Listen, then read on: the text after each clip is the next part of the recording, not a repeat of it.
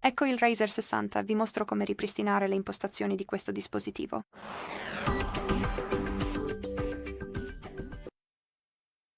Iniziamo aprendo le impostazioni e qui dobbiamo scorrere fino in fondo per trovare il sistema.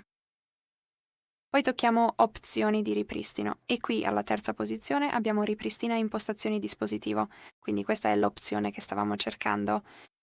Qui il tuo dispositivo ti informa su cosa verrà ripristinato, quindi tutte le modifiche apportate alle seguenti impostazioni verranno annullate: batteria, display e archiviazione. Quindi tocca semplicemente Ripristina impostazioni dispositivo e conferma tutto con il blocco schermo.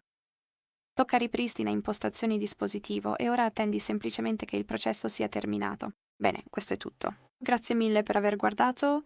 Per favore premi il pulsante iscriviti e lascia un pollice in su.